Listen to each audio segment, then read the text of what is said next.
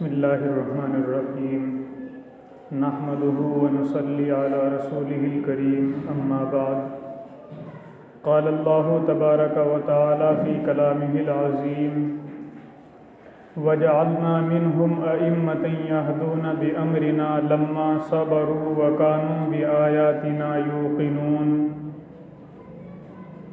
اما بعد صدق اللہ العظیم وصلی اللہ تعالی علی خیر خلقہ محمد وآلہ وصحبہ اجمعین۔ میرے محترم بزرگوں اور دوستوں، اللہ تبارک و تعالی نے اس دنیا کو پیدا فرمایا اور اس دنیا کو پیدا فرما کر یہاں کے انسانوں کو ایسے ہی نہیں چھوڑ دیا، بلکہ ان لوگوں کو راستہ دکھلانے کے لیے وقت وقت پر اور ضرورت پڑنے پر اللہ تبارک و تعالی نے انبیاء کو اس دنیا میں بھیجا۔ سب سے زیادہ واقعات قوم بنی اسرائیل کے ملتے ہیں، یعنی موسیٰ علیہ السلام کی قوم کے۔ یہ جو آیت شریفہ میں نے پڑھی وَجَعَلْنَا مِنْهُمْ أَئِمَّةً يَهْدُونَ بِأَمْرِنَا لَمَّا صَبَرُوا وَكَانُوا بِآيَاتِنَا يُوقِنُونَ، اس کا ترجمہ یہ ہے کہ وَجَعَلْنَا مِنْهُمْ أَئِمَّةً کہ بنو اسرائیل میں جس وقت صحیح لوگ پیدا ہو گئے، یعنی ان لوگوں نے اپنے دین کی حفاظت کرنا شروع کر دیا، اپنے مذہب کے مطابق چلنا شروع کر دیا، اپنی عبادت گاہوں کو آباد کرنا شروع کر دیا، اللہ کے حکموں کو ماننا شروع کر دیا، تو اس وقت ہم نے یہ کیا وَجَعَلْنَا مِنْهُمْ أَئِمَّةً کہ ہم نے انہی میں کے لوگوں کو ان کا سردار بنا دیا۔ ورنہ اس سے پہلے جب کہ وہ اللہ تعالیٰ کے حکموں کو نہیں مانتے تھے، اس سے پہلے وہ فرعون کے غلام بنے ہوئے تھے۔ فرعون ان سے زبردستی اپنی خدمت کراتا تھا، فرعون نے ان کو اپنا غلام بنا رکھا تھا، طرح طرح کی ان کو تکلیفیں پہنچاتا تھا۔ لیکن جب وہ ان چیزوں پر صبر کرتے رہے تو قرآن نے صاف لفظوں میں بیان فرمایا لما صبروا وجعلنا منهم أئمة يهدون بأمرنا لما صبروا کہ جب انہوں نے صبر کیا اور انہوں نے اللہ کی جانب سے آنے والی ہدایت پر عمل کیا تو ہم نے انہی میں کے لوگوں کو ان کا سردار بنا دیا۔ اب تک تو یہ سرداروں کی ماتحتی میں رہتے تھے، لیکن جب انہوں نے اللہ کے حکموں کو ماننا شروع کیا تو اللہ تبارک و تعالیٰ نے انہی میں کے چند لوگوں کو ان کا سردار بنا دیا اور اللہ تبارک و تعالیٰ نے ان کے سپرد بادشاہت کر دی۔ یہ کب کیا؟ لما صبروا، جب انہوں نے صبر شروع کیا۔ اب صبر تین طرح کا ہوتا ہے۔ سب سے پہلا صبر تو ہے صبر علی الطاعات، عبادات پر صبر کرنا۔ دل چاہ رہا تھا کہ آج نماز نہ پڑھوں، لیکن پھر بھی ہم نے اپنے دل کو مسجد کی طرف متوجہ کیا۔ دل چاہ رہا تھا کہ نرم نرم بستر نہ چھوڑوں، لیکن پھر بھی ہم اپنے دل کی نہ مانتے ہوئے رات کو تہجد کے لیے کھڑے ہو گئے۔ یہ ہے صبر علی الطاعات۔ دل چاہ رہا تھا عبادت نہ کرنا ہے آج، لیکن ہم نے اپنے دل کی خلاف ورزی کرتے ہوئے عبادتوں پر صبر کیا۔ اور دوسرا صبر ہے صبر علی المعصیت۔ دل چاہ رہا تھا میں اپنی آنکھوں سے بدنظری کروں، لیکن ہم نے اپنے اسلام کے حکم کو مانا۔ دل چاہ رہا تھا کہ میں غلط کام کروں، دل چاہ رہا تھا میں چوری کروں، دل چاہ رہا تھا میں سود کا مال کھاؤں، دل چاہ رہا تھا غلط حرکتیں کرنے کے لیے، لیکن ہم نے اپنے دل کی نہ مانی، بلکہ ہم نے قرآن اور احادیث اور اپنے اسلام کو پیش نظر رکھا۔ دوسرا صبر ہے صبر علی المصیبت۔ بندے کے اوپر اچانک کوئی مصیبت آ گئی، بندے کے اوپر اچانک اللہ تبارک و تعالیٰ کی جانب سے کوئی بیماری آ گئی، تو بندے نے ان چیزوں پر صبر کیا، بندے نے اتنا صبر کیا کہ کسی سے شکوہ شکایت نہیں کیا، تو اس وقت اللہ تبارک و تعالیٰ نے پھر انعام دیا کہ وَجَعَلْنَا مِنْهُمْ أَئِمَّةً، انہی میں کے لوگوں کو ہم نے ان کا سردار بنا دیا۔ اور یہ سردار اس وقت بنایا جب انہوں نے صبر کیا۔ ہمیں بھی اپنی حالتوں پر غور کرنا چاہیے، ہم اپنے گھروں میں دین کے تذکرے کرنے چاہیے۔ جب تک ہم اپنے گھروں میں دین کے تذکرے نہیں کریں گے، اپنی بیوی بچوں، بھائیوں بہنوں اور اپنی اولاد کے درمیان جب تک ہم قرآن کی آیتوں کو پڑھ کر نہیں سمجھیں گے اور نہ سمجھائیں گے، اس وقت تک حالات ہمارے گھروں کے دیندارانہ نہیں بنے گا، ہمارا ماحول اس وقت تک دیندارانہ نہیں بنے گا، اس وقت تک ہمارے گھروں کے اندر یہی جاہلانہ رسم رہے گی۔ ہمیں چاہیے کہ ہم اپنے بیوی بچوں اور بھائیوں بہنوں اور اپنی اولاد اور ماں باپ کے سامنے بیٹھ کر اب ان کا ذکر کرنا چاہیے۔ قرآن کریم کے اندر جگہ جگہ پر نصیحتیں بیان فرمائی گئی ہیں، ہر آیت میں کوئی نہ کوئی عبرت کا مقام موجود ہے قرآن کریم کی، لیکن آج ہمارے گھروں سے یہ تذکرے ختم ہو گئے۔ ایسا کوئی گھر ہوتا ہے جس گھر میں دین کی بات ہوتی ہو، مالداری کی بات ضرور کرتے ہیں ہم اپنے گھروں میں بیٹھ کر، کل کو ہمیں کہاں کام کرنا ہے اور آئندہ مہینے تک کا ہمارا کیا بجٹ ہے، اس کا تذکرہ ہمارے گھروں میں ضرور ہوتا ہے۔ لیکن ہم کتنے مسلمان ہیں؟ ہماری آئندہ آنے والی نسلوں میں ایمان کیسے آئے گا؟ یہ آنے والی نسلیں ایمان کے اندر داخل بھی ہوں گی یا نہیں؟ یہ آنے والی نسلیں گناہوں میں ملوث رہیں گی یا نہیں؟ ان آنے والی نسلوں کو ہمیں دین پر کیسے چلانا ہے؟ ان چیزوں کے تذکرے کے لیے ہمارے پاس فرصت نہیں ہے۔ ہمیں چاہیے ہم اپنے قریبی علماء سے پوچھیں، ہمارا دل غلط باتوں کی جانب حکم کر رہا ہے، دل کہہ رہا ہے آج نماز چھوڑنی ہے، تو کسی عالم کے پاس جاؤ اور جا کر پوچھیں کہ مولانا میرے ساتھ ایسا ہو رہا ہے، میرا دل کیوں مجھے چوری کا حکم دے رہا ہے، میرا دل کیوں مجھے میرے والدین کی بے عزتی کرنے کا حکم دے رہا ہے، کیوں میری آنکھوں کے سامنے میرے ماں باپ ذلیل ہو رہے ہیں، کیوں میری آنکھوں کے سامنے میرے والدین بھوکے سو رہے ہیں۔ ہمیں اپنے اس دل کا علاج کرانا چاہیے۔ ہمیں کیسے سکون آ جاتا ہے مسلمانوں کہ ہمارا دل غلط باتوں کا حکم دے رہا ہو اور ہم پھر چین کی نیند سو جاتے ہیں، ورنہ ہمارا نبی راتوں کو نہیں سویا، اور اس نبی کی تڑپ اپنے گھرانے کی نہیں تھی، بلکہ اس نبی کو ہم تک پیغام پہنچانا تھا۔ اسلام کا پیغام ہم تک تبھی پہنچا جب ہمارے نبی نے دین کو ہر طرف پھیلایا۔ صحابہ کرام کے واقعات ہم سنتے ہیں کہ ان صحابہ نے اپنی بیویوں کو چھوڑا، اپنی اولاد کو چھوڑا، نئے نویلی دلہن کو چھوڑا اور نکل پڑے اسلام پھیلانے کے لیے، تب جا کر یہ اسلام ہم تک پہنچا ہے۔ یہ اسلام ہم تک ایسے ہی نہیں پہنچ گیا، بغیر مشقت بغیر پریشانی اٹھائے یہ اسلام ہم تک نہیں پہنچ گیا۔ اور میں نے پہلے بھی بیان میں کہا تھا کہ اللہ تبارک و تعالی ہمیں آزمائے گا ضرور، وَلَنَبْلُوَنَّكُمْ بِشَيْءٍ مِّنَ الْخَوْفِ، کہ ہم مسلمانوں تم کو ضرور آزمائیں گے، تھوڑا سا تمہارے دلوں میں ڈر بھی پیدا ہوگا دوسرے لوگوں کا، لیکن جب تمہارے دل ہم سے ڈرنا شروع ہو جائیں گے تو اس وقت ہم تمہارا رعب دوسرے لوگوں کے اوپر ڈال دیں گے۔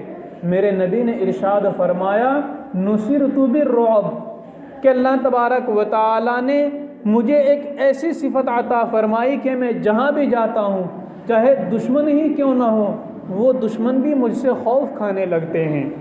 یہی وجہ تھی کہ ہمارے نبی کو ہر وقت اللہ کا خیال تھا، اس وجہ سے لوگ اور ان کے دشمن نبی علیہ السلام کی جانب نظر اٹھانے کی ہمت نہیں رکھتے تھے۔ اور ہم تم کو آزمائیں گے، کبھی مشقتیں ڈالیں گے تمہارے اوپر، کبھی تمہیں فاقوں سے گزرنا پڑے گا، کبھی تمہیں طرح طرح کی پریشانیوں سے گزرنا پڑے گا۔ ایک مدرسے کا بھی اعلان آیا، اس مدرسے کے اعلان میں یہ اعلان نکالا گیا کہ آج شام فاقہ رہے گا۔ فاقہ اس لیے رہے گا کیونکہ مدرسے کے اندر آٹا موجود نہیں تھا۔ جیسے ہی یہ اعلان نکالا گیا، سب طلبہ بخوشی رات کو بھوکا رہنے پر تیار ہو گئے، لیکن پھر اللہ تبارک و تعالیٰ نے ان کی ایسی مدد کی کہ محلے کے لوگوں نے مدرسے میں اناج کا انبار لگا دیا۔ اور یہ زیادہ دور کی بات نہیں ہے، زیادہ دن کی بات نہیں ہے، بلکہ یہ اسی ہفتے کی بات ہے۔ تو ہم جب صبر کریں گے، اللہ تبارک و تعالیٰ کے حکموں پر عمل کریں گے، اس وقت اللہ تبارک و تعالیٰ ہمارے حالات کو بدل دیں گے۔ دن ضرور بدلتے ہیں، لیکن دن کے بدلنے سے پہلے ہمیں اپنے دلوں کو بدلنا پڑے گا۔ حالات اسی وقت بدلیں گے جب ہم اپنی حالتوں کو درست کر لیں گے، ورنہ اگر ہم یہ سوچتے رہیں کہ اللہ تبارک و تعالیٰ مسلمانوں کے ہاتھ میں سلطنت دے دے، کوئی مسلمان بادشاہ بن جائے اور ہم اپنی اسی حالت پر رہیں، نہ ہمیں دین کی فکر، ہماری مسجدیں خالی رہیں، اس وقت تک حالات نہیں بدل سکتے۔ پہلے ہمیں اپنی خود کی حالتوں کو بدلنا ہوگا، اپنے دلوں کو بدلنا ہوگا، اپنی اولاد کو جو ہماری آنے والی اولاد ہے اس کو بدلنا ہوگا، اس کو دین کے راستے پر لگانا ہوگا، تب اللہ تبارک و تعالیٰ دین کو بدلیں گے۔ کیونکہ اللہ تبارک و تعالیٰ نے بدر کے میدان میں جس وقت مسلمان 313 لڑنے کے لیے گئے تھے، اس وقت ان مسلمانوں کی مدد کی۔ کیوں مدد کی؟ اس لیے کہ ان مسلمانوں نے جو کہ 313 تھے اور ہزاروں کافروں کا مقابلہ کر رہے تھے، یہ ایسے مسلمان تھے کہ ان کے دل میں اللہ تبارک و تعالیٰ کے علاوہ کسی اور کے لیے جگہ نہیں تھی۔ یہ اب اپنی ہر چیز کو دین پر قربان کرنے کے لیے تیار ہو گئے تھے۔ اللہ تبارک و تعالیٰ کے پاس آج بھی وہی قوت موجود ہے جو اس وقت موجود تھی۔ اگر ہم سب اپنی حالتوں کو بدل لیں، اللہ تبارک و تعالیٰ آج بھی دنوں کو بدل دیں گے۔ ہمیں پہلے اپنی حالتوں کو بدلنا چاہیے، پھر ہمیں یہ شکوہ ہونا چاہیے کہ مسلمانوں کے ہاتھوں میں حکومت کیوں نہیں ہے۔ ہمیں یہ شکوہ تو ہے کہ مسلمان کیوں تباہ ہو رہے ہیں، ہمیں یہ شکوہ تو ہے کہ اے اللہ ہم مسلمان ہیں، ہم تیرے نبی پر ایمان رکھتے ہیں، ہم تیرے حکموں کو مانتے ہیں اور ہم مسلمان ہیں، پھر بھی ہم ذلیل ہو رہے ہیں۔ لیکن ہمیں یہ نہیں سوچا کبھی ہم نے کہ ہمارے اندر دین کتنا موجود ہے، ہمارا اندر کا دل کتنا اللہ کے اوپر یقین رکھتا ہے، ہمارا اندر کا دل کتنا اللہ پر بھروسہ کرتا ہے، ہماری نسلیں کتنی اللہ کی عبادت کرتی ہیں، ہم خود کتنی عبادت کرتے ہیں۔ ان چیزوں کو کبھی ہم نے نہیں سوچا، ورنہ ایسا نہیں ہو سکتا کہ ہم اللہ تبارک و تعالیٰ کے دین کو مانیں اور پھر ہم ذلیل ہوں، ایسا نہیں ہو سکتا۔ صحابہ کرام 313 تھے اور جن سے مقابلہ ہو رہا تھا ہزاروں کی تعداد میں تھے، اور یہی 313 ان ہزاروں کو ایک طرف ان کی جنگ کو ہرا کر جیت کر فتح حاصل کر کے بڑی شان و شوکت کے ساتھ گھروں کو نکلے۔ ہماری حالت یہ ہے کہ ہم اپنی بہن بیٹی اور بہوؤں کو پردے کا حکم نہیں دیتے ہیں۔ خود ہماری بیٹیاں، ہماری بہنیں اور ہماری مائیں یہ چاہتی ہیں کہ میں سج دھج کر روڈ کے نکل جاؤں، اور روڈوں پر بیٹھے ہوئے نوجوان یہ ان لڑکیوں کو دیکھتے ہیں۔ ورنہ اللہ کے نبی نے ارشاد فرمایا کہ اے علی لا تتبع النظرۃ نظرۃ، ایک مرتبہ اگر کسی نامحرم کے اوپر تمہاری نگاہ پڑ جائے تو فوراً اپنی نگاہ کو ہٹا لو، فإن لك الأولى وليست لك الثانية، کہ تمہاری جو پہلی نظر عورت کے اوپر پڑی ہے وہ اچانک نگاہ پڑی، دوبارہ اگر تم نے اس کی جانب اپنی نگاہ کو جمائے رکھا تو اس پر تمہاری پکڑ ہوگی، چھوٹ نہیں ہوگی۔ پہلی نگاہ پڑتے ہی ہم نے اپنی نگاہ کو جھکا لیا، ہمیں ثواب ملے گا۔ اگر ہم نے اپنی نگاہ کو اس عورت کے اوپر جمائے رکھا تو ہمیں اس پر گناہ ملے گا، اور پھر یہی نگاہ دل کے اوپر اثر کرے گی، جب دل کے اوپر اثر ہوگا تو یہ دل گندا ہوتا چلا جائے گا، اور پھر اللہ بچائے یہ دل پتہ نہیں کہاں تک ہمیں پہنچا کر رکھ دے۔ تو اس لیے ہمیں اپنی آنے والی نسلوں کی فکر کرنی چاہیے، ہمیں اپنی بہن بیٹیوں کی خود عزت کرنی چاہیے۔ دوسرے لوگ ہماری بہن بیٹیوں کی عزت نہیں کریں گے، ہمیں خود اپنی نسلوں کو سدھارنے کی کوشش کرنا چاہیے، ہمیں اپنے گھروں میں دین کے تذکرے کرنے چاہیے، ہمیں اپنی اولاد کو، لڑکے ہوں یا لڑکیاں، بہو ہو یا شوہر، سب کو باپردہ رہنے کا حکم ہے۔ عورتوں کا پردہ ہے چہروں کو ڈھانپ لینا، اور مردوں کا پردہ ہے کہ اگر کسی نامحرم کے اوپر نظر پڑ جائے فوراً اپنی نگاہ کو پست کر لینا، یہ مردوں کا پردہ ہے۔ ہمیں اپنے آپ کو خود بھی بچانا چاہیے، اور جو لوگ اس گندگی میں پڑے ہوئے ہیں ان کو ہمیں روکنا چاہیے۔ اللہ تبارک و تعالیٰ کا بہت بڑا احسان ہے کہ ہر علاقے میں بلکہ ہر بستی میں علماء موجود ہیں۔ ہمیں عالموں کے پاس جانا چاہیے، ہمیں ان سے پوچھنا چاہیے کہ ہمارا دل غلط کاموں کا حکم دیتا ہے، مجھے کیا کام کرنا چاہیے جو میرا دل مجھے نیکیوں کا حکم کرے۔ ہمیں اپنے دلوں کو ذکر کرنے والا بنانا چاہیے۔ احادیث میں آتا ہے کہ 2 آدمیوں کے پاس بیٹھنے والا کبھی محروم نہیں ہوتا ہے، ان میں سب سے پہلا ہے عالم۔ عالم کے پاس اگر کوئی شخص بیٹھے، چاہے عالم اس کو کوئی نصیحت نہ بھی کرے، لیکن یہ شخص کسی اہل علم کے پاس عقیدت سے بیٹھ گیا تو یہ شخص کبھی محروم نہیں ہوگا۔ دوسرا ہے ذکر کرنے والا، کیونکہ جو آدمی ذکر کر رہا ہے اس کے دل میں ہر وقت اللہ موجود ہے۔ جب اس کے دل میں اللہ موجود ہے تو اس کے دل کا سایہ ہمارے دلوں کے اوپر پڑے گا، اور ذکر کرنے والا خود بھی نورانیت سے معمور ہے، وہ دوسرے کو بھی نور ہی کا حکم دے گا۔ یا تو ہمیں ذکر خود کرنا چاہیے، اپنے آپ کو ایسا بناؤ کہ ہم ذکر کریں۔ ہمارے گھنٹوں گزر جاتے ہیں ہمیں اللہ یاد ہی نہیں آتا، پورا دن گزر جاتا ہے ہمیں اللہ یاد ہی نہیں آتا، ہمیں پھر بھی اللہ سے شکایت کہ اللہ ہم مسلمان ہیں، ہم بھی مسلمان ہیں، ہم پھر بھی دنیا کے اندر ذلیل ہو رہے ہیں۔ ورنہ شکوہ تو اللہ کو ہم سے ہے کہ میں نے تم کو مسلمانوں روزی بانٹنے والا بنا کر بھیجا تھا، میں نے تم کو اس دنیا کا بادشاہ بنا کر بھیجا تھا، میں نے تم کو دنیا کا سب سے افضل انسان عطا کیا، اور وہ انسان ہے محمد صلی اللہ علیہ وسلم۔ میں نے تم کو دنیا کی سب سے عظیم کتاب دی، اور وہ کتاب ہے قرآن کریم۔ میں نے تم کو سب سے عظیم سلطنت عطا فرمائی، لیکن مسلمانوں تم ان چیزوں کو چھوڑ بیٹھے۔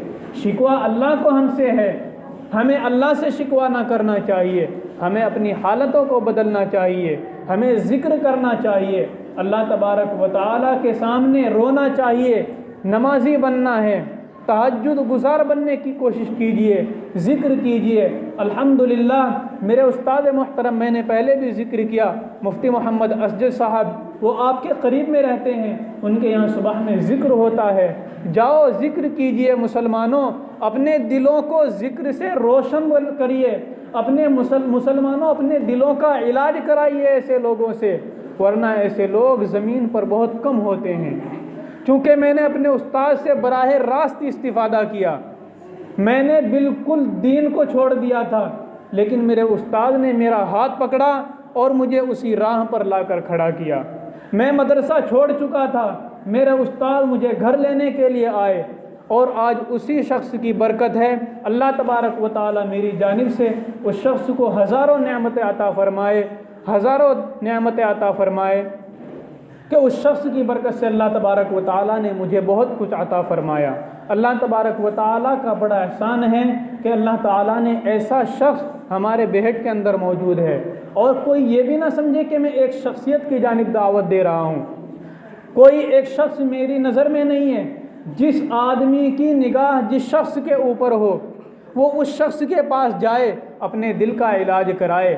جب تک ہم اپنے دلوں کا علاج نہیں کریں گے اس وقت تک ہماری حالتیں نہیں بدلیں گی۔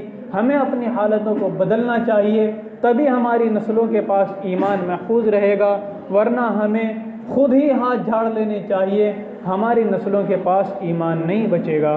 اللہ تبارک و تعالی عمل کی توفیق عطا فرمائے۔ ظاہر ہے۔